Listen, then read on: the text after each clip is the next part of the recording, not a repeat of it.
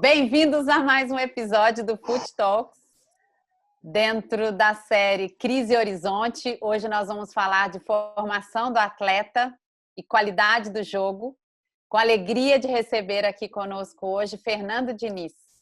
Uma carreira brilhante e hoje ele é o treinador da equipe principal do São Paulo Futebol Clube. Fernando, uma alegria, e já queria começar falando que você falasse conosco sobre formação do atleta. Como é isso na sua experiência e o que é isso para você? Primeiramente, é um prazer estar participando aí com vocês, com o Edu, Rafa e o Medina, que é um irmão que eu tenho, meu irmão, meu pai, amigo para todas as horas, e então é sempre bom estar com vocês. Eu, para falar da minha vida no futebol, tenho que falar da minha formação, da maneira como eu me constituí como pessoa. Então, tenho que contar um pouco de mim mesmo. Eu nasci em Minas Gerais e fui muito cedo para São Paulo, criado na periferia da Zona Leste, entre a Vila Diva e a Vila Ema. E órfão de pai aos 8 anos, de uma família muito grande. Minha mãe acabou cuidando de 8 filhos sozinha aí, a partir do momento que meu pai faleceu. Eu era quase que o caçula, só tenho uma irmã mais nova que eu. E desde que eu me conheço por gente, a bola sempre estava do meu lado. E acabei humanizando a bola de uma maneira muito forte, porque ela sempre estava comigo. Eu tenho uma citação que está no meu TCC, encerramento do meu curso da Faculdade de Psicologia, que a bola, em muitos momentos da minha vida, foi meu único brinquedo e minha melhor amiga. Então, uma solidão me acalmava, estar com a bola, a solidão, as angústias do dia a dia. E com 9 anos eu iniciei no futebol de salão e com 10 no campo. E aí joguei concomitantemente as duas modalidades até os 19 anos, quando eu já sabia que eu ia migrar para o futebol de campo. Então, a maneira que eu fui me constituindo como pessoa foi dentro do futebol. Eu fui aprendendo no futebol muito pelo contrário, muito pelo errado que os treinadores faziam, da maneira como abordavam os jogadores, como eles se interessavam em ajudar. Então, quando me perguntam, eu tive grandes treinadores, mas eu aprendi muito mais pelo contrário do que as pessoas faziam, tanto diretores como treinadores, membros de comissão técnica, por conta de uma distorção que tem no mundo do futebol, que talvez seja a que mais me trouxe sofrimento, que você quase que necessariamente precisa jogar bem para ser tratado como uma boa pessoa. E isso é uma ignorância sem fim, uma injustiça muito grande, e isso só vai aumentando conforme você, criança, vai crescendo, e quando você chega no profissional, no alto rendimento, isso atinge os limites estratosféricos. As pessoas, com o advento da imprensa em cima de você, e milhões de torcedores que tem time grande, você tem que corresponder o tempo todo àquilo que as pessoas querem de você. E aí você é mais tratado ainda como coisa. E você entra nesse mundo para ser moído. Então, assim, alguns sobrevivem esse mundo de ilusão, que é o futebol profissional, e a imensa maioria, a massa, jogada às traças aí, sem nenhum amigo da época do futebol para saber como você está. Esse é o relato do futebol. Então, quando as pessoas me perguntam sobre o meu olhar humanizado para as pessoas, é um olhar que eu fui encontrando no futebol. Eu não tive no futebol só para ser um jogador de futebol. O futebol serviu para me constituir como gente, aquilo que eu sou, e as angústias e os sofrimentos que eu tive para poder ir me determinando como pessoa. Então, quando eu vou fazer alguma coisa no futebol, essa vida subjetiva que está em mim desde a minha infância, ela brota lá de dentro e ela se transforma em jogo. E eu procuro dar vazão a isso. Então, o jogo, a parte tática, é uma expressão das coisas que eu vivi e que eu vivo até hoje. Então, não é uma coisa técnica separada da minha vida. Minha vida se confunde com o futebol desde muito cedo. Então, é isso. Então, assim, esse olhar para as pessoas do futebol é saber enxergar um jogador, que atrás do jogador, de fato, é uma pessoa que vem muito antes. Então, a gente tem, quando falamos de formação, a gente tem que formar primeiro o ser, não é o jogador. Então, se eu fosse o dono de um clube de futebol, eu ia ter o maior prazer, a maior paixão, ia ser formar as pessoas, porque a gente sabe que são poucos que vão conseguir viver do futebol, e principalmente quando terminar o futebol, ter uma vida minimamente organizada para poder migrar para uma outra profissão. Porque esse mundo de ilusão que a gente vê do Cristiano Ronaldo, do Messi, do Neymar, isso é uma fantasia, assim, né? A gente não pode se mirar pela exceção. A gente tem que ajudar as pessoas para que elas possam, claro, aumentar a chance de ser jogador profissional, que é o sonho de todo mundo, e viver disso. Mas se caso não se tornarem jogadores de futebol, serem pessoas que se insiram bem na sociedade e consigam estruturar suas famílias e sair desses bolsões de pobreza. Então, nesse sentido, de fato, eu acho que o futebol pode ser um grande instrumento para melhorar a sociedade. Bem, Fernando, te ouvindo me dá vontade, antes de passar, a fazer outra pergunta, que é Faça.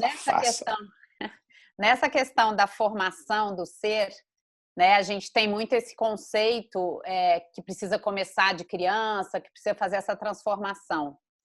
Mas, na sua experiência, você fala bastante quase que da transformação, que todo ser humano ou todo jogador de futebol pode ter uma oportunidade independente da idade. Fala um pouquinho dessa formação, transformação, em que momento é importante treinadores e formadores entrarem em ação. Eu acho que tem que entrar quanto antes melhor na formação.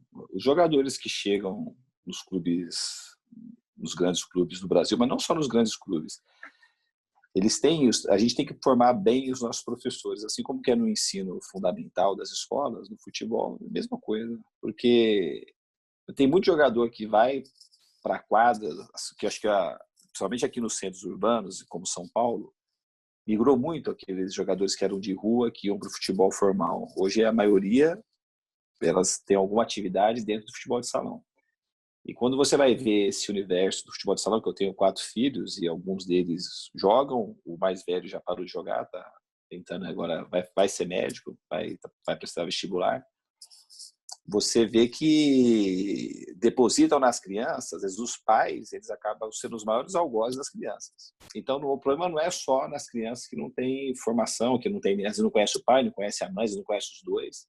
Esse é um problema. E outro problema, quando tem o pai, teoricamente, mais informado, ele deposita na criança uma pressão exagerada que o filho, quando se trata de futebol, deixa de ser filho para ser um jogador. Isso é a pior coisa que pode ter na formação. Um filho nunca pode deixar de ser filho para os seus pais.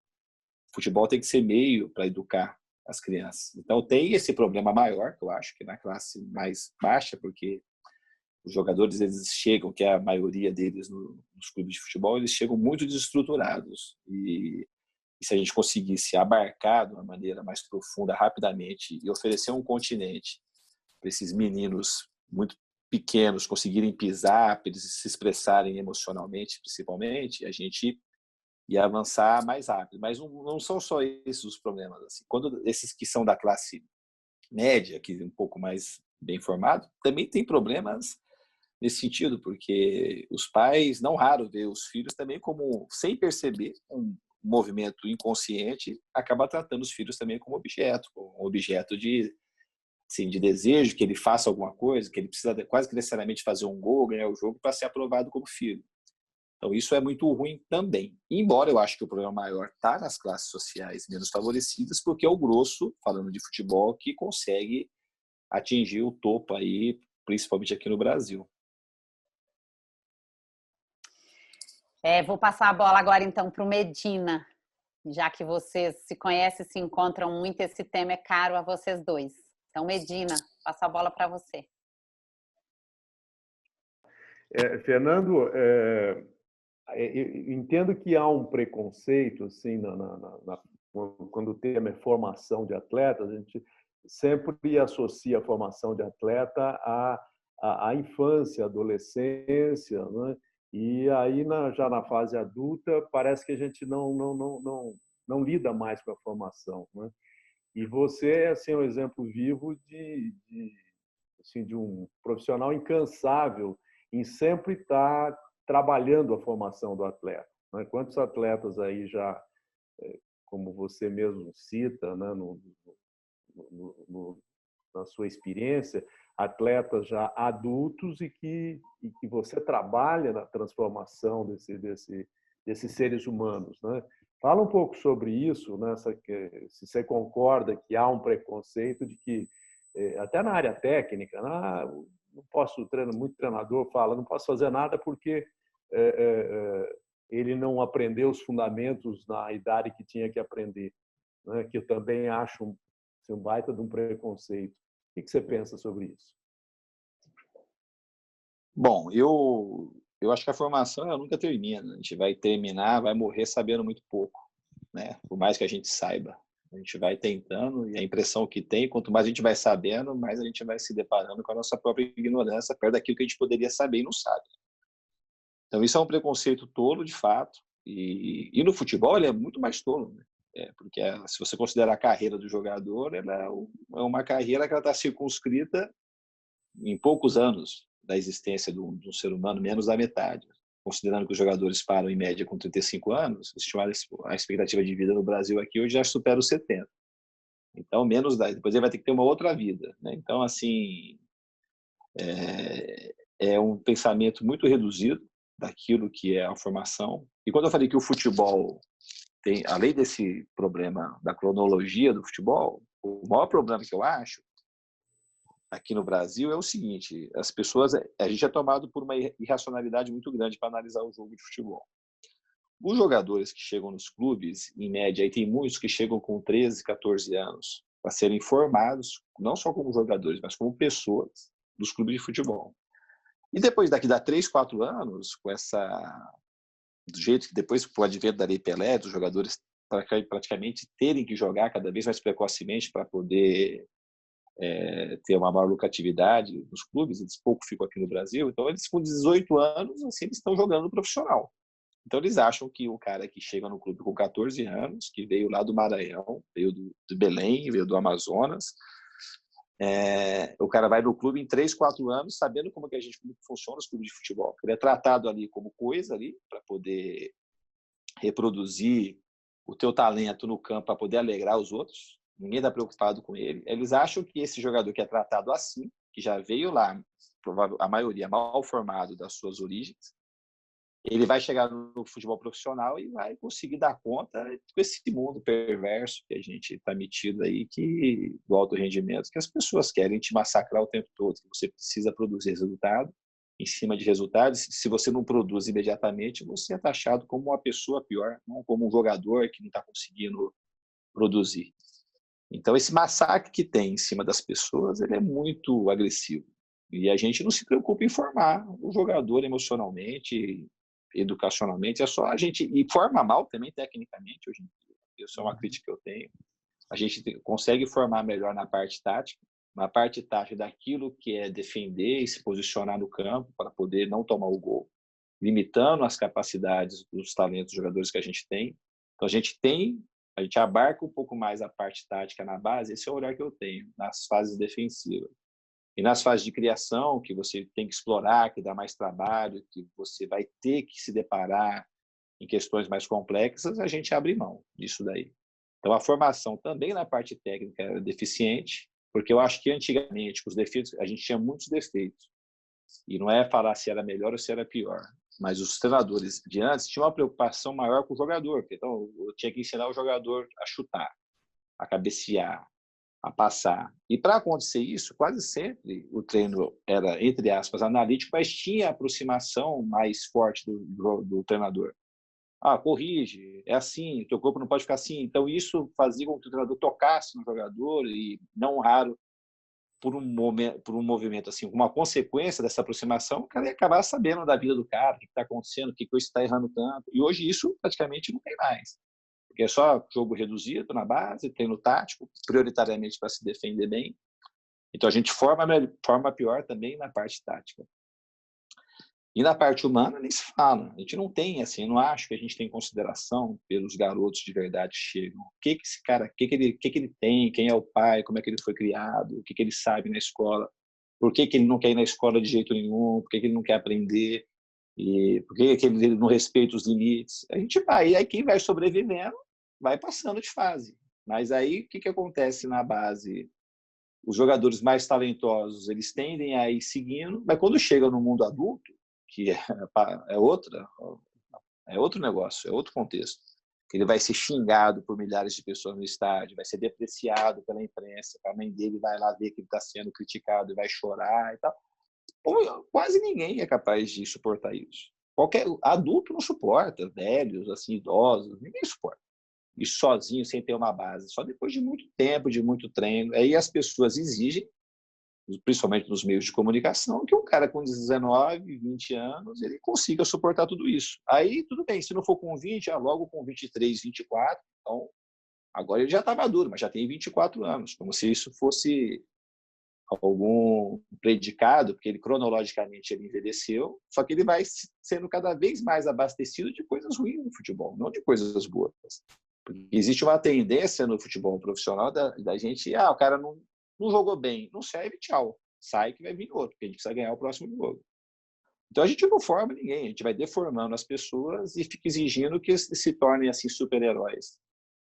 O que você acha que dentro dessa formação, você que fala tanto da importância desse indivíduo, como esse indivíduo no coletivo, olhando aí 5 anos para frente, olhando nessa transformação do futebol, transformando a sociedade, o que você, Fernando, diria para se fazer diferente, para que a gente mude essa realidade da formação desse ser humano e nesse horizonte do futebol? Vamos sonhar daqui 5 anos, 3 anos. O que você deixa para a gente fazer diferente, para a indústria do futebol fazer diferente?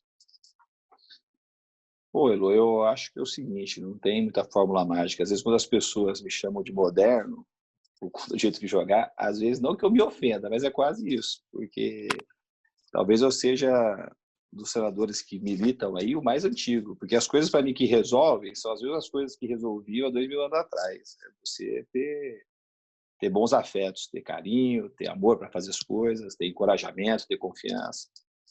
O que eu busco sempre é isso. Se você falar assim, o que você pode... a primeira coisa que eu acho que no clube de futebol tem que ter profissionais assim que gostem de fazer aquilo. Se eu for partir do prisma daquilo que eu faço, o cara tem que gostar dos jogadores. Tem que gostar dos jogadores, assim, da pessoa que está por trás do jogador. Tem que estar lá por quê? Para ele poder expressar o talento dele, mas como é que ele é? O que ele é? O que a gente tem que fazer por ele? A gente tem uma tendência a desistir muito fácil. A gente não vai ajudar todo mundo, obviamente, mas se a gente insistir mais, ser mais persistente nessas pessoas que chegam para a gente nos clubes de futebol, nesses garotos, a gente vai aumentar muito a nossa chance de dar certo, tanto no ponto daqueles que vão virar jogadores e daqueles que não vão virar, que são a maioria. Então, acho que a gente tinha que se debruçar em ajudar de verdade, ajudar em todas as áreas, mas ajudar, não é colocar um monte de gente lá que não vai ajudar, que é melhor não ter. É melhor ter pouca gente fazendo do que um monte de gente que não faz. Sou a favor de ter muitos assistentes sociais na base e muitos psicólogos, mas tem que ter, não são os psicólogos, pelo menos a maioria, e os assistentes sociais também que eu conheço. Maravilha. Agora eu passo para o Rafael. Bom, Fernando, eu queria falar um pouco sobre o jogo, né? Você é alvo aí de debates semanais na imprensa sobre o estilo de jogo do Fernando Diniz, né? Muitos acharam que você ia ter essa forma do jogo quando estava no Audax, por ser um time de menor expressão. Você se manteve fiel ao seu estilo de jogo assim que assumiu times grandes, como Atlético Paranaense, Fluminense e agora São Paulo. O que você almeja com o seu perfil de jogo? É reencontrar a criatividade do futebol brasileiro? Eu queria que você falasse um pouco sobre isso, Fernando. Obrigado pela pergunta aí, Rafa.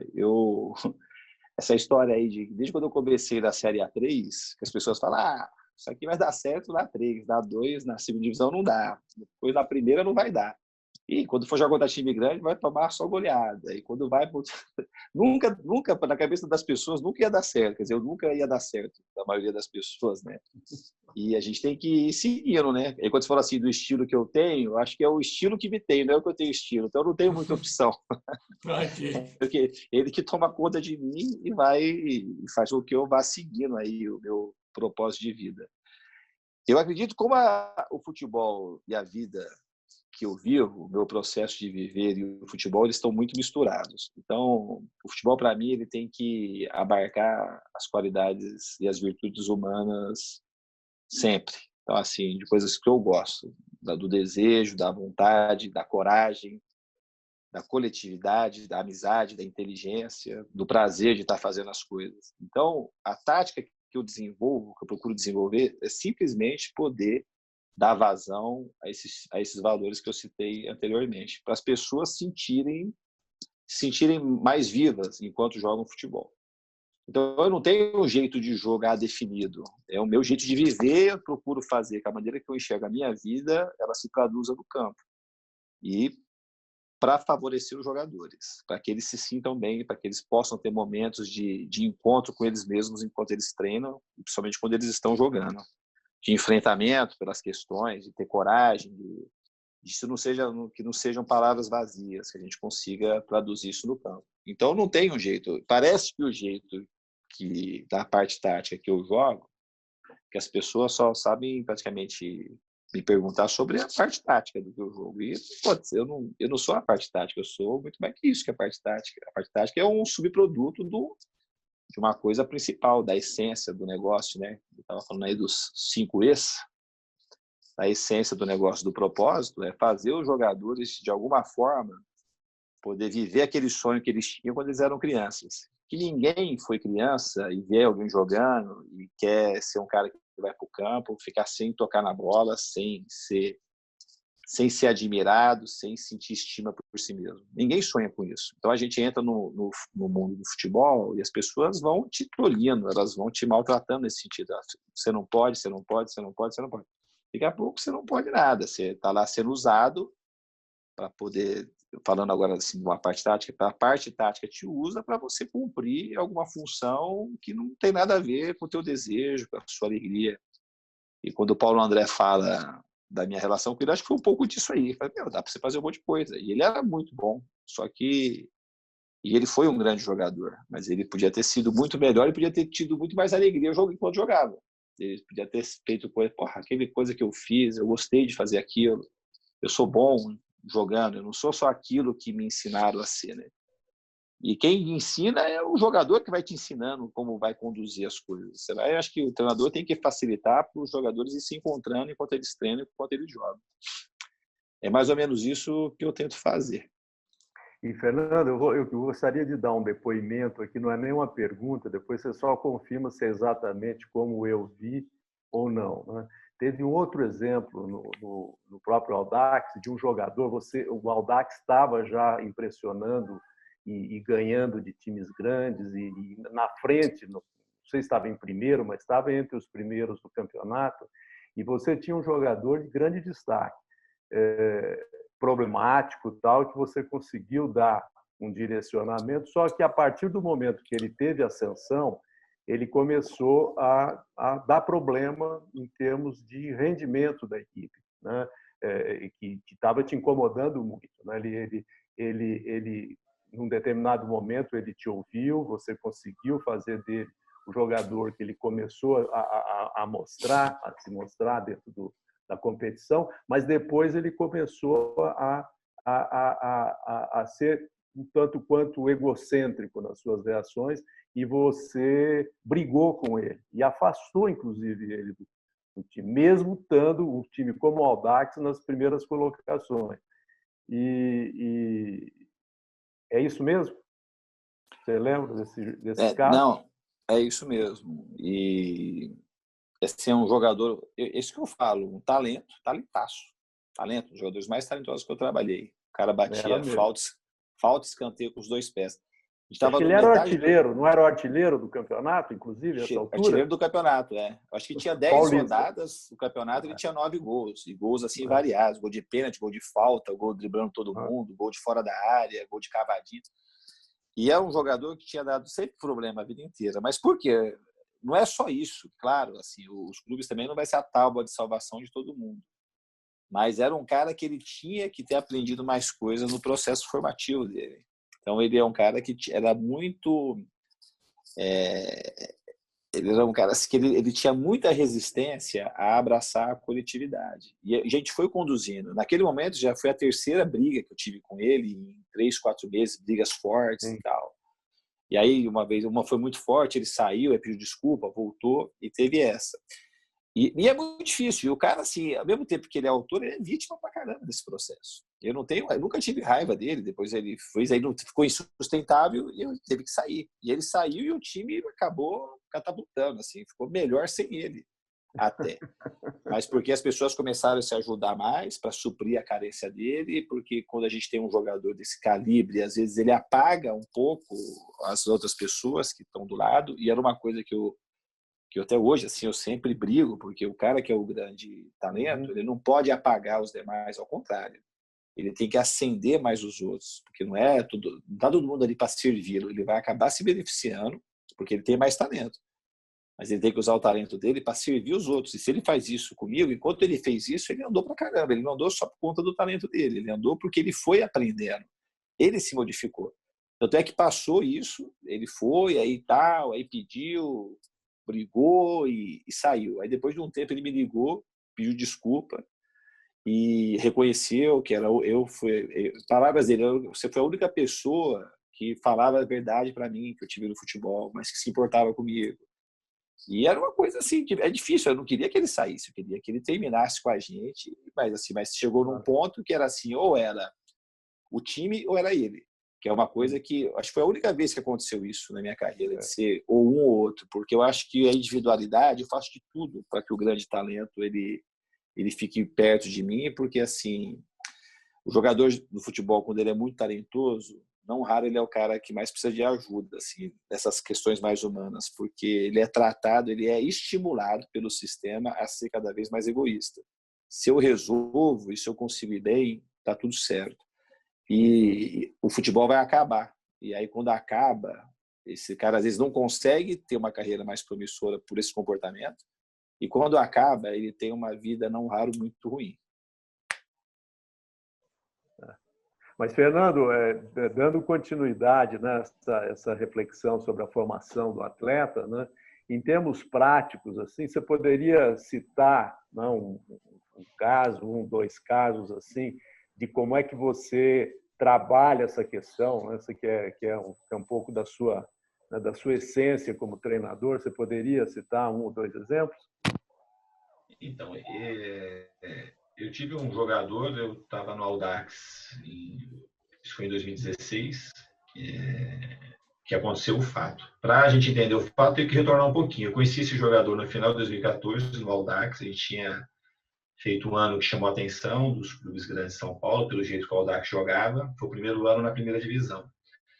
Aí a gente jogou o Campeonato Paulista, depois a gente teve uma parceria lá que disputamos a Série C pelo Guaratinguetá. E no final do ano, a gente começou a recrutar jogadores em período de teste. Tinha muita gente, o Audax tinha um orçamento muito pequeno para investir.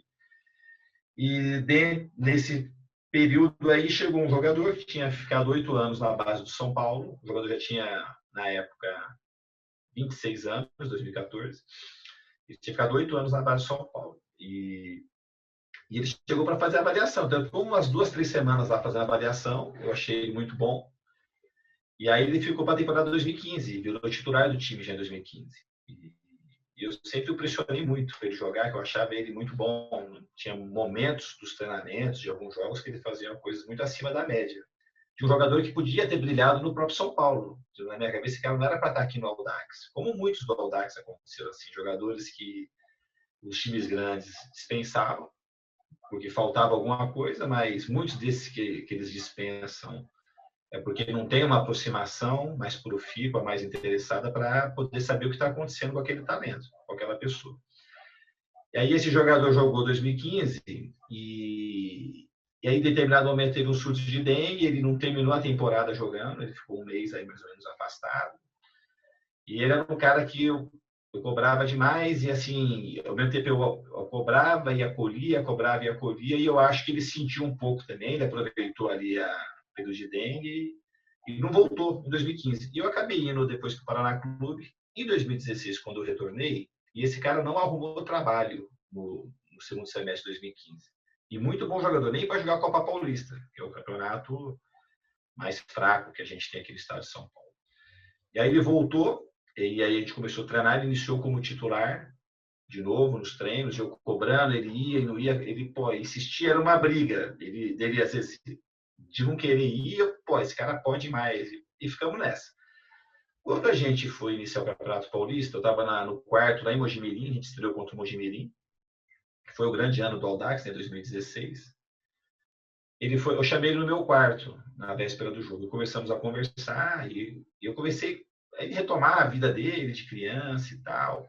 Aí ele foi falando, sabe, Genis, eu tinha meu pai, eu perdi meu pai com uns 14, 15 anos, ele que me incentivava, meu maior incentivador, me levava para São Paulo. Ele não era ele era do interior de São Paulo, mas ele vinha até a capital, me acompanhar meus jogos, me dava maior força. E meu pai morreu, eu tinha 14, 15 anos. Ele tinha 14 ou 15. Aí, depois que meu pai morreu, o meu avô, o pai do meu pai, passou a me acompanhar. E aí, quando eu fui fazer a transição para o profissional, meu avô morreu. E eram as duas minhas maiores referências. E falando, então aí começamos a falar de futebol, e aí as coisas falando que eu achava dele, que ele tinha muito potencial, precisava enfrentar e não ter medo, que a gente ia estar junto, encorajando. E quando a gente foi se despedir, eu abracei ele assim de uma maneira mais forte e segurei, pô, ele não me soltava mais, ficou uns 5 minutos chorando em pé no quarto. Chorava de soluçar, aí a gente sentou, aí ele, quando ele se acalmou, ele falou assim, rapaz, desde que o meu avô morreu, eu nunca tive um abraço desse. E aí esse cara fez um campeonato ótimo, assim, excelente, e seguiu carreira aí, foi disputar.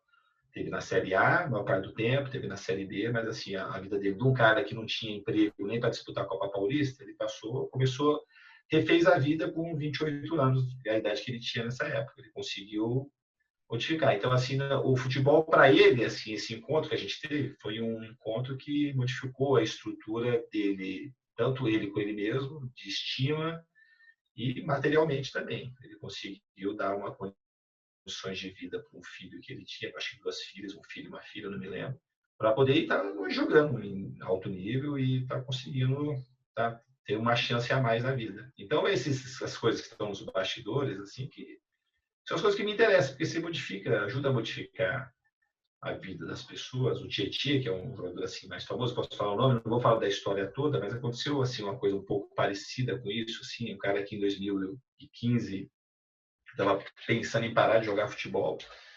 E aí, em 2016, também naquele ano no Audax, ele deu um salto e não para de crescer. E aí a gente teve a chance, assim, a sorte, o prêmio de reencontrar agora no São Paulo.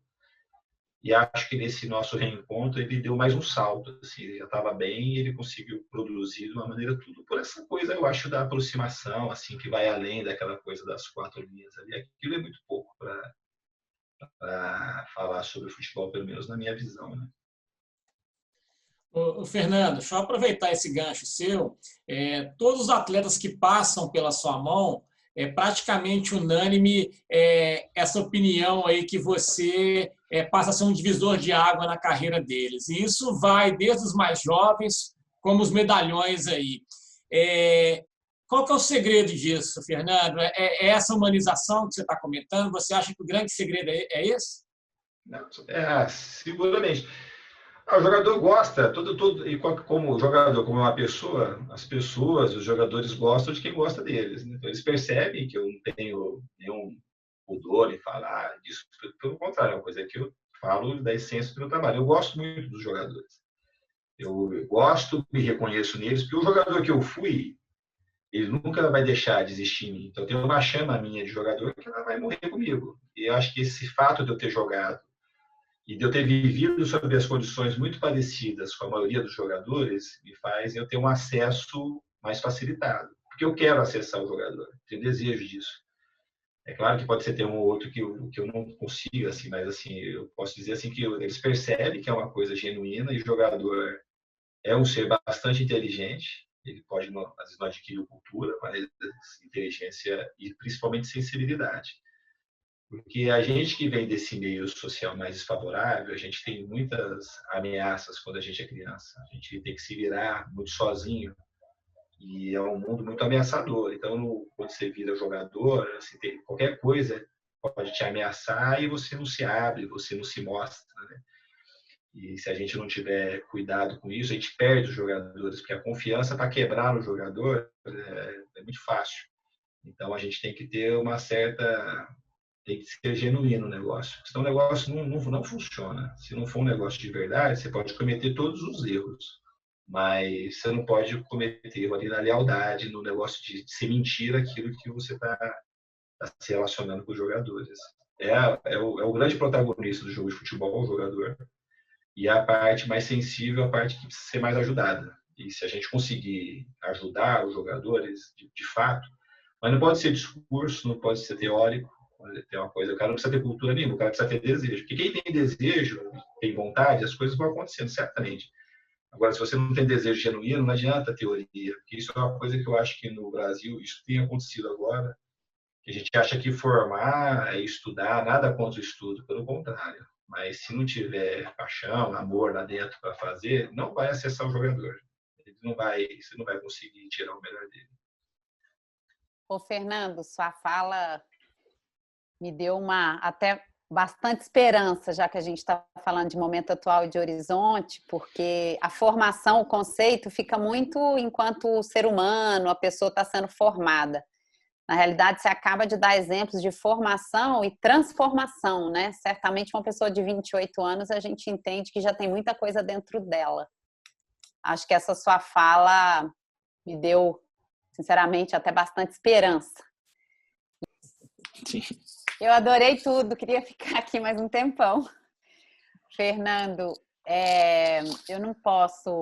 a gente não pode, acho que, terminar, né? A gente nem queria terminar, mas o Foot Talks foi um projeto criado para a gente realmente bater essa bola com pessoas incríveis, que têm força, que têm voz na cadeia inteira do futebol. E te ouvindo, a certeza de que você exerce um papel hoje de uma experiência vasta, mas eu te convido nessa mensagem final, já que a gente tem essa crença, ou na nossa essência, mudar o futebol para mudar uma sociedade. Então, na sua mensagem final, eu queria você, com toda essa experiência, o impacto que você causa e pode causar, que você deixasse uma mensagem para todos os atores do futebol, desde a parte política até a parte dos gestores, dos estrategistas, que você é um grande, até os atletas, os pais, enfim, para levar a gente para esse futuro. Qual a mensagem final que você deixaria no papel de grande influenciador e transformador do futebol? Sabe, eu ouvi uma frase do Humberto Maturana, que é um biólogo chileno, que estuda muito a complexidade humana. Medina conhece, não sei se você conhece, mas é um grande cara. O cara tem 94 anos, está trabalhando até hoje. Ele fala assim que o futuro de uma nação não são as crianças, são os adultos, porque as crianças estão aprendendo conosco. Então a gente tem que ensinar bem para poder ter uma geração melhor para frente. Então eu acho que o futuro para a gente é um futuro da educação mesmo. E para você educar bem, recentemente eu li alguma coisa de os filósofos pré-socráticos, eu não sei qual deles, se Pitágoras ou se Heráclito, eu não sei, que para adentrar no liceu, que eles criaram na escola, na antiguidade, para poder você melhorar a tua cognição, o teu conhecimento, você passava por provas, mas não igual os vestibulares são hoje, de provas que você tem o conhecimento cognitivo. Provas morais, para você entrar, se você tinha compaixão, se você tinha coragem, se você era solidário, se tinha um bom senso de amizade, aí você entrava porque as outras coisas você aprenderia. E senão você era reprovado, você não entrava para estudar, para aprender as outras coisas da matemática, ciências da natureza e coisas do tipo. Eu acho que a gente tinha que se preocupar mais nesse processo, quando fala de educação, de educar mesmo as pessoas, para a gente ser mais gentil, para a gente ser mais corajoso, para a gente ser mais honesto. Então, esse é o processo de educação. Não é só botar um monte de gente numa escola de péssima qualidade para sair formado, ensino fundamental, ensino médio, faculdade, que a gente não vai transformar a sociedade por conta disso só. A gente tem que qualificar os nossos professores, valorizar os nossos professores, investir muito nas nossas famílias para que a gente consiga educar bem as nossas crianças, para que ali na frente a gente vai ter uma recompensa. Não é um processo de curtíssimo prazo, mas não precisa ser de curto prazo, porque assim o fazer hoje é mais legal, o caminho é mais legal do que o final do caminho. Então a gente vai arrumar a gente aí para a gente transformar o futebol com essa perspectiva. Esse é o meu desejo, de que a gente consiga olhar mais para os jogadores, principalmente para os jogadores de futebol, de uma maneira mais acolhedora, mais generosa e mais humana. Se a gente fizer isso, eu acho que a gente consegue melhorar a nossa condição do futebol e depois a gente vai conseguir, por os tentáculos que o futebol tem, transformar a parte da sociedade que cabe ao futebol.